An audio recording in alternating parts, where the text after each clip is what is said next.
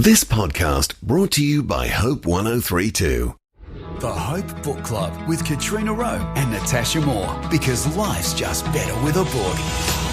Thanks for choosing the Hope Book Club podcast with Katrina Rowe and Natasha Moore from the Centre for Public Christianity.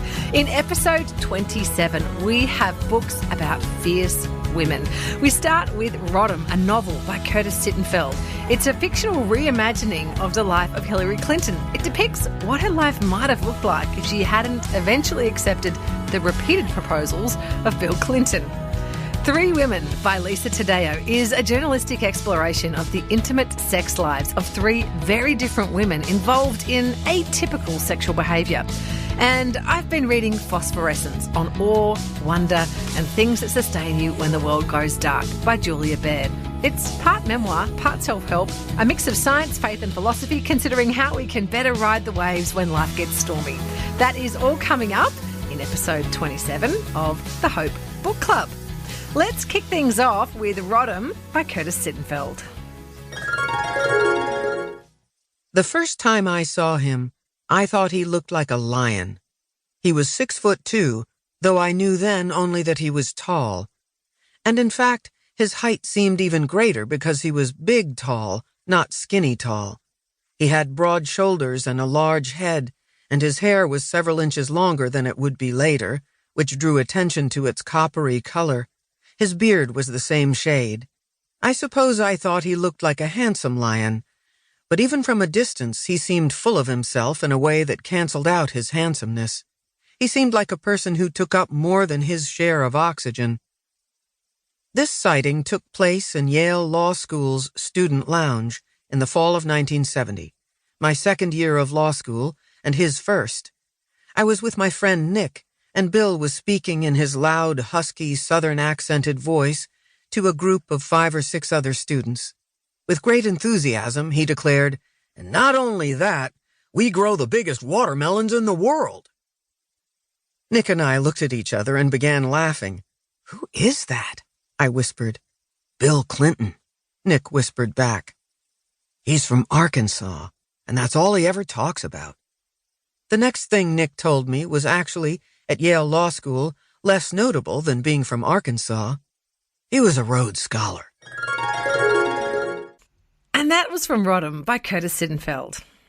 Natasha Moore joins me now from the Centre for Public Christianity. G'day, Natasha. How are you doing?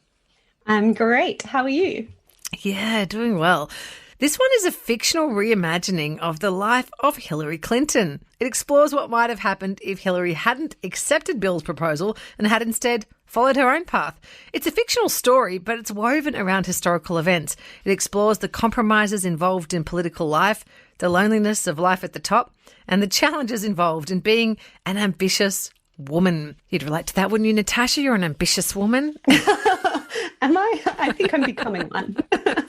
Was it strange to read a fictional novel about a real person? Yeah, really weird, really weird. I mean, it's on a par with things like, you know how when you watch The Crown and you're like, does she watch this? Is it accurate? Does she? And there are scenes in this that you're like, okay, let's keep in mind that this is a real person and this is very intimate details of their lives that are imagined. And of course, I don't know like everything about Hillary Clinton, in terms of her career and her life up to when she met Bill and that kind of thing. So all of it, I'm a bit like, oh, how much of this does she make up and how much is based on real events? So I'm not so good at judging, but that didn't matter. Do you think that she got her personality right? Because, I know you don't know if every event was true, but did the personality ring true?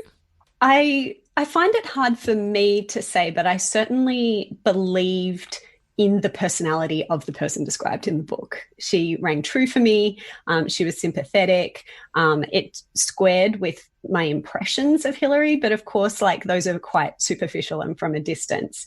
And this felt way more like, okay, well, here's a person I know within the bounds of fiction, and a person I care about because I'm hearing her inner experience. So it certainly didn't kind of cut across my impression. Maybe if people have strong opinions about Hillary Clinton, then it will challenge or cut across that for them. But I bought it. I believed her. Well, that's cool. I mean, was it hard to sort fact from fiction? Did you find yourself doing a lot of Googling as you read it? Actually, less so than with The Crown. Okay. I Googled a lot during The Crown. I Googled a few things. Partly I looked up because, he kind of described some things, including Bill Clinton's appearance and stuff. So I kind of found myself Googling pictures of them when they were young, when they started dating, because I kind of wanted that picture in my head and wanted to see how it compared. And I did look at kind of when she became a senator and that kind of stuff, the trajectory of her career in the real world rather than the imagined world. But mostly I was like, I don't care. I care about this narrative. I care about this fictional person. And so I kind of don't mind what's real and what's not. How interesting. How does the book depict the relationship between Bill and Hillary? It depicts it as very intense.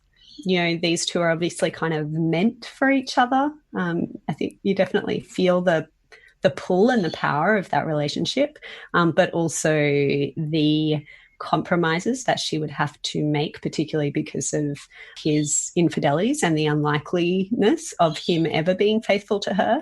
And that kind of, without giving spoilers, that kind of plays a large role in her walking away instead of marrying the man who she kind of believes to be, she doesn't use the word soulmate, but that kind of vibe. So you feel with her, particularly in the first stages of the relationship, you're like, obviously you'll marry this man. Why would you not marry this man? How will Curtis Sittenfeld, how will the author get her out of this? But it does unfold in a way that is convincing and that you kind of feel the wrench of it and also feel the logic of it. So there must be, in a way, almost like this sense of loss because we all know the things that happened in her real life and then trying to reconcile the different choices with what really happened. Is that quite emotional or did you kind of disconnect the two? Well, it's sort of liberating in a way, right? Because, we have the reality. We know what happened and what didn't happen. And, of course, there's a loss for Hillary. It feels weird talking about a real person, but also I feel like I know her now from the novel. And that's not a real person. The fact that she didn't become president in 2016. So, of course, the big question of the novel, picking up the novel as a reader, you're like, okay, well, here's the counterfactual. Either she does or she still doesn't. What happens there? I so want you to spoil it for me, but you can't. I know, I'm not going to spoil it because I was a bit skeptical. I loved Curtis Sittenfeld wrote a book called American Wife, which is actually loosely based on Laura Bush. Oh, wow. On her becoming kind of first lady but also her early life and as a teenager and who she marries and doesn't marry and stuff. And I just love that novel. So I had hopes for this, but I was also like, it'll either be she will or she won't, and how much originality can you bring to that trajectory? But there was a lot of originality. I found it very satisfying. There was a point, I was kind of interested for the first half. I was like, I care about her and her choices and her career and how that plays out. But then there was a point where I was like, oh, this just got really wild. It's very interesting and also really satisfying. All right. So without spoilers, what would you say the book is really about? Oh, it's kind of a hard one because I want to say something like, it's about women's choices and it's about trade-offs in life and everything's a trade-off. But also it just kind of feels like an exorcism almost. It's partly about competence, I think, and how women can be super competent and yet they can be judged by such different and such higher standards than the men around them. So the way that plays out, the way that the kind of Me Too and the misogyny of a lot of the response to her and to her presidential run and stuff, a lot of the way that plays out is really, I think, well depicted and kind of, without being sort of revenge fantasy, does feel like kind of closure and kind of satisfying and also disturbing in the way that it's like, oh, look, even when things play out very differently, there's still some undercurrents there that would be there regardless of who she married, who she was running against, all that kind of thing. Okay. So what did you enjoy about this and who would you recommend it for? I enjoyed the depiction of Donald Trump, I've got to say. It's not about Donald Trump, I promise. But, there's a point where he shows up for the first time in like a cameo and you're just like, wow, she nailed that depiction. Right. I think if you're a Donald Trump fan, it's probably not for you. Okay. Everyone else, it's for you. All right. Well, that definitely sounds interesting, Natasha. Our next book is 3 Women by Lisa Taddeo. This is the true story of the sex lives of 3 different women who are all engaged in sexual behaviours that could be perceived as, I guess, non-conventional by mainstream society. Lena's a married homemaker and mum whose marriage has lost its passion and who embarks on an all-consuming affair. Maggie is a 17-year-old high school student engaged in a clandestine relationship with her English teacher. And Sloane, a restaurant owner whose husband likes to watch her sleep with other women. 3 Women is a journalistic exploration of the sex lives of 3 very different women. Natasha, why did you read this one? Why did I read it? My colleague Justine Toe lent it to me. She recommended, and I think a few people had been reading it and had said interesting things about it. Actually, Justine wrote an article about it, which I read, and I was like, oh, this sounds really intense and I want to know how this plays out. And I did not regret it. It is remarkable. Okay. Well, what do you think the author's intentions were with the book? Well, she kind of says what they are. Really, because she starts off the book talking about her mother and the things that her mother didn't talk about, and, in terms of desire and her relationships to men. And she spent like 8 years following and talking to these women and interviewing the people around them and trying to kind of get inside their lives, including and particularly their love lives. And then what she writes is really, I think in a lot of ways, a labor of love and kind of compassion and understanding. She really wants to know what's going on for them, what motivates them, what is it like to live their lives from the inside. And she goes real deep on that. It's not kind of like, oh, Lena is dissatisfied in her marriage. It's about really the particularities of what made her, who she is and why her desires tick the way that they do and how she feels at all these very specific moments. And what I found astonishing actually about the book is that you just can't believe it's nonfiction because it's so intimate. It's so like what's going on in your head. But these are real people. She can't possibly, no matter how much she talks to them, really know how they look at things. But you believe that she does. And I think that's controversial, but really interesting. One of the, I guess, most common criticisms I read, because I read a lot of reviews about this, was that people said it was promoted as a book about female sexual desire, but that they felt it was actually more about female sexual trauma. And I saw that comment a lot, or various forms of that. What do you think it's actually about, or what is it actually showing? Because there seemed to be a little bit of disconnect between some readers as to what they were expecting and to what they got. It does unfold eventually as these women do have trauma in their lives. I wonder if the author would argue that that's not some exception, that many, many women are shaped by trauma and have experienced trauma. And even if they haven't, there are a lot of warping influences on our desires and our lives, even if you think about kind of objectification and body image pressures in society, and like the kind of Hollywood, demands place. This is what it takes to have a satisfying life. This is what it takes to have a satisfying relationship. So I think that's not sort of an incidental thing to most women's lives and loves and marriages, but also I think it is fundamentally about need and satisfaction, kind of what is satisfying in life and what isn't. What do we think is going to satisfy us?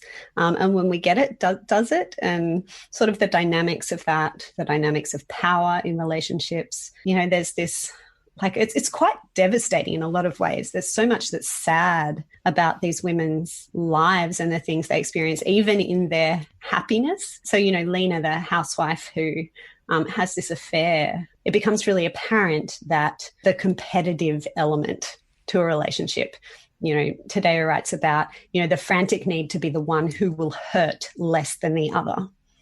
that even in this relationship that's supposed to be intimate and loving, that there's always a kind of, am I going to get hurt? Do I need to protect myself? How do I kind of get one up on him to make sure that I'm not the one who's needy and anxious, that he kind of wants me? And so those kinds of dynamics that, I don't know, you just don't really talk about or written about with the sort of frankness and intensity and tenderness as well, I think.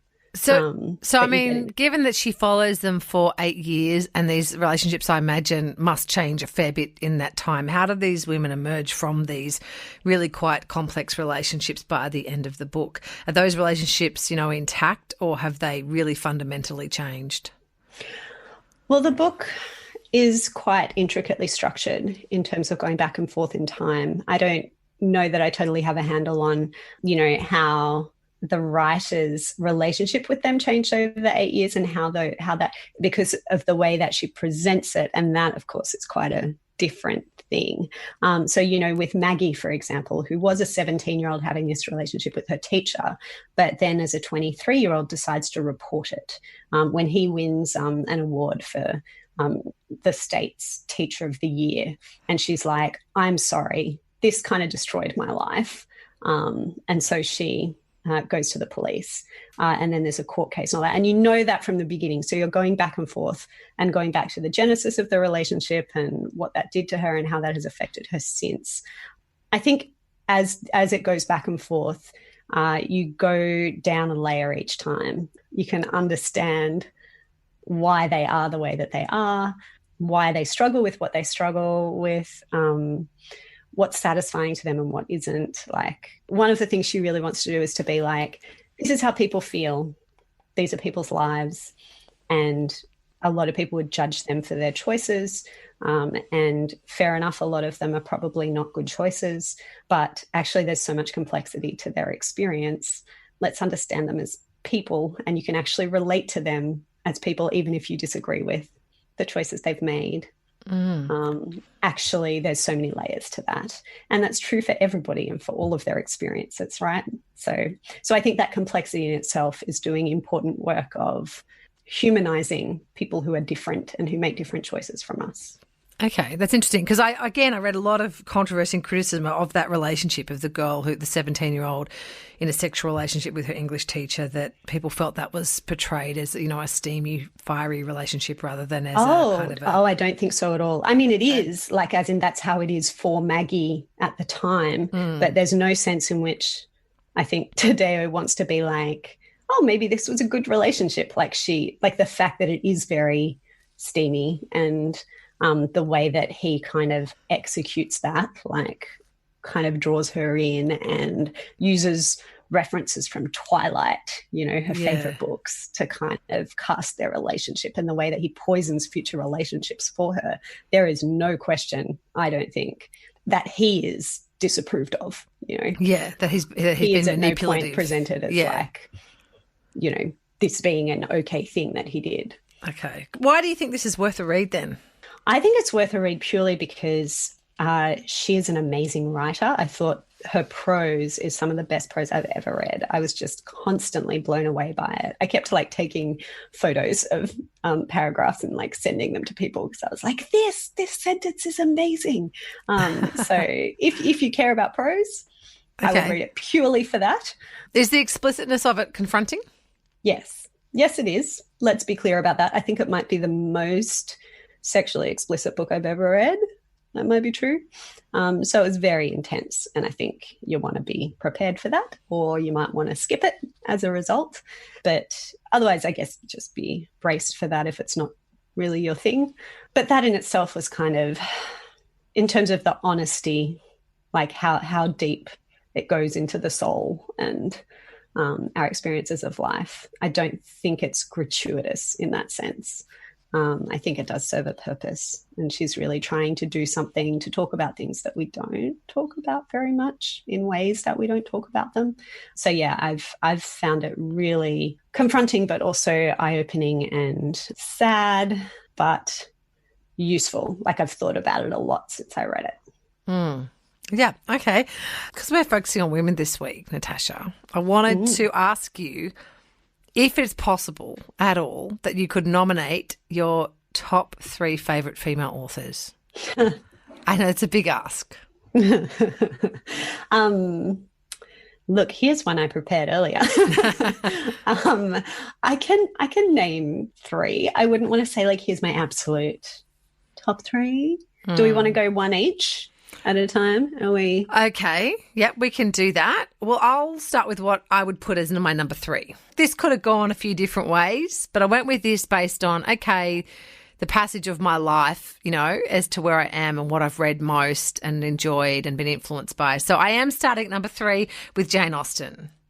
Oh, she's only number 3. Well, because, you know, she's a huge influence. I've read a lot of her books I think I've read them all multiple times and enjoyed also other adaptations of them and, you know, the characters that stay with you. So she's there as number 3 because I guess she only kind of writes about certain types of things, you know, and so it doesn't kind of get me quite as deeply in, you know, as maybe other writers might. Interesting. Okay, well, I'll go, my number 3. I was going to like just make them equal, but let's go with, because this is someone who, and there aren't many writers I can say this of, that if they bring out a new book, I will 100% read it. Oh, okay. Leanne Moriarty. Oh, yes. If Leanne Moriarty publishes a new book, I'm like, I'm there. Yeah, me too. Get that in my hands. I need to read that. I love it. I love her. I think she's brilliant. Such joy. Just joy. Yeah, that's true. I love reading her books and too. Sometimes anxiety. but mostly joy. Yeah, no, I agree. They've all been pretty good, except for one. But, you know, we know what that one is. Yep. Well, I'll go with my number 2, and that is Charlotte Bronte. Love Charlotte. Mm-hmm. Yeah. So I don't think that needs explaining, does it? I think I put her higher than Jane Austen because I feel like there's a bit more grittiness, a bit more complexity to the characters. Okay. And yeah. Yeah, sure. Well, number 2, I'll go a classic as well then. I'll go George Eliot. Oh. She's another one who have I read all of hers now? I think I might have like one left or something that I'm holding on to. Okay. The first time, the last time I'll read a George Eliot for the first time. Oh, yeah, true. So I just think her kind of psychology of her characters is close to unparalleled. Okay. She's brilliant. Well, my number 1 I'm going to go with is Harper Lee. Now, I was a bit horrified recently, well, a bit surprised that a lot of people have a lot of problems with this book. White saviour complexes and things like this. But I just think To Kill a Mockingbird. Yeah. There was the other one that people had lots of problems with. Oh, no, I'm talking about To Kill a Mockingbird. Yeah, I haven't read the other one.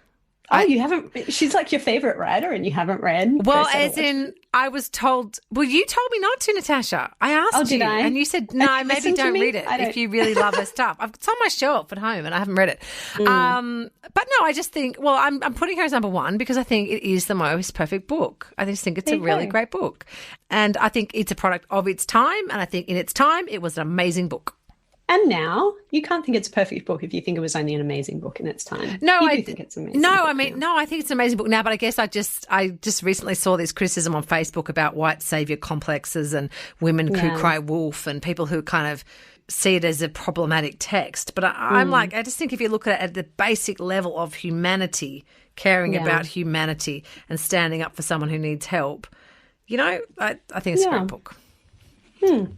Okay, my number 1, you can probably guess, it's Marilyn Robinson. And you just showed me a new Marilyn Robinson book that you're about to read. That's right. Her new one is Jack. So Gilead is I just think she's the most beautiful writer. I love her prose. I loved Gilead, but I also love her essays. I just think her turn of phrase is the best, and I love her insights, and there's so much grace in her work, and love her. Well, there you go. You've given me 2 new ones that I need to read because I haven't read her. Start with Gilead. Okay.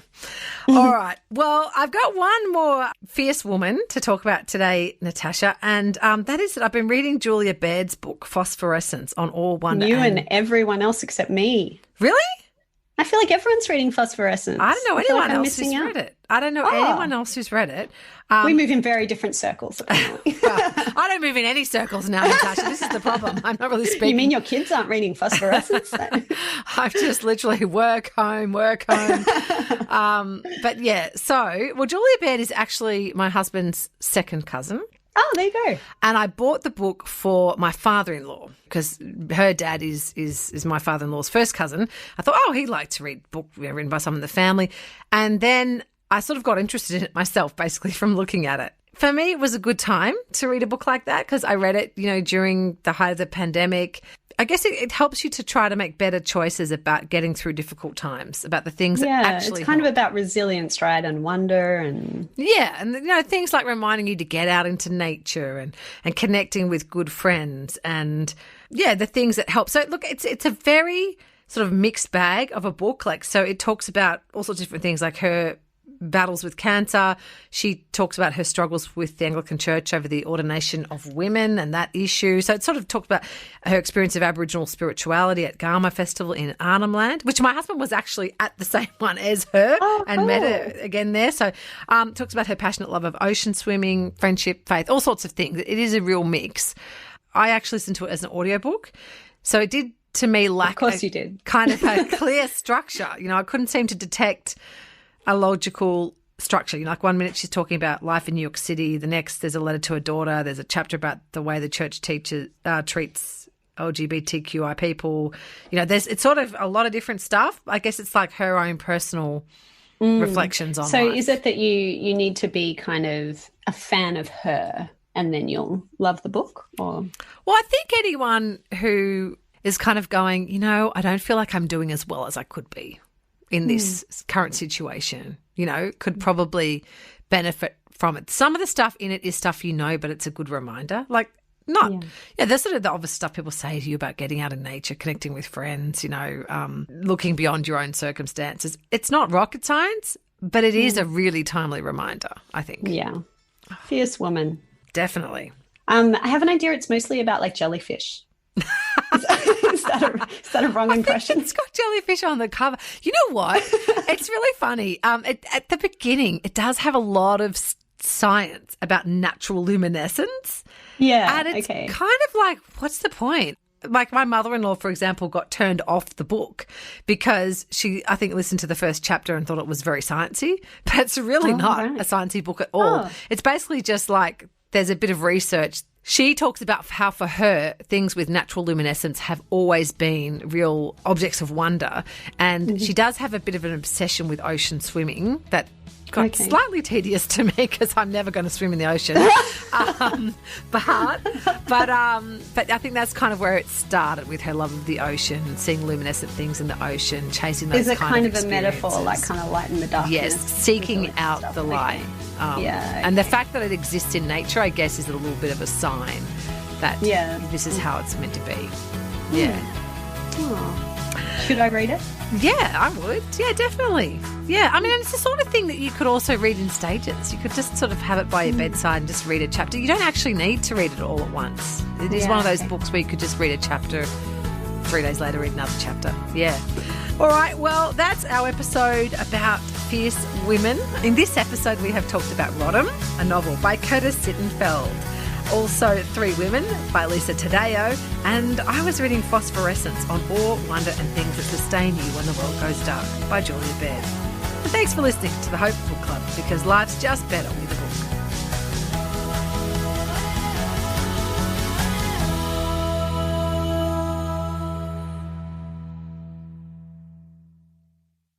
Thanks for listening. Start your day with life words. Subscribe to Hope 1032's free daily email devotional at hope1032.com.au.